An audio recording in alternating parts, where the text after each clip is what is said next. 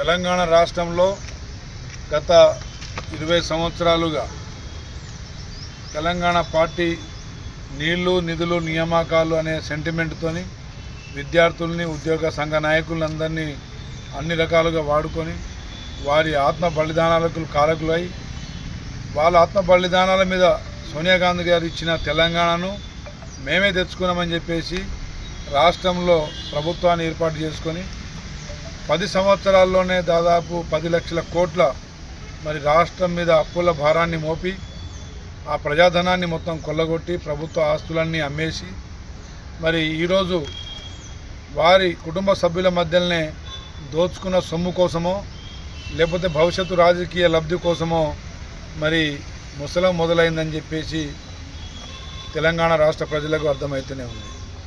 ఈరోజు కేటీఆర్ గారు హరీష్ రావు గారి ఇంట్లో 2.5 గంటలు సుదీర్ఘ చర్చ చేయడానికి మతలబేందో తెలంగాణ రాష్ట్ర ప్రజలకు వారు తెలియజేయాలి.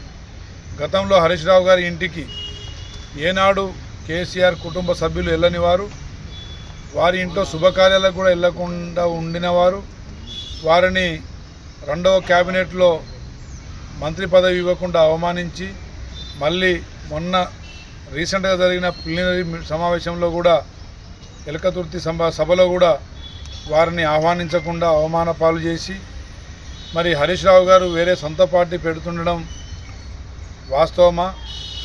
కవిత గారు కూడా కల్వకుంట్ల కవిత గారు కూడా మరి నా మీద మా సొంత పార్టీ కుటుంబ సభ్యులే అపవాదులు వేస్తున్నారు, నిందలు లేపుతున్నారని చెప్పేసి అసత్య ప్రచారాలు చేస్తున్నారని చెప్పేసి చెప్పడం కూడా మీడియా పరంగా మనం చూసినాం. ఇదంతా గమనిస్తే కేసీఆర్ కుటుంబ సభ్యుల మధ్య ఆధిపత్య పోరు, రాజకీయ స్వార్థాలు మరి రెచ్చిపోయి మరి ఈరోజు వాళ్ళ మధ్య సయోధ్య కోసం ఇప్పుడు ఈనాడు మరి కేటీఆర్ గారు చేసిన చర్చలో అర్థమవుతూనే ఉంది. కాబట్టి తెలంగాణ ప్రజానికానికి కేటీఆర్ గారు స్పష్టంగా సమాధానం ఇవ్వాలి.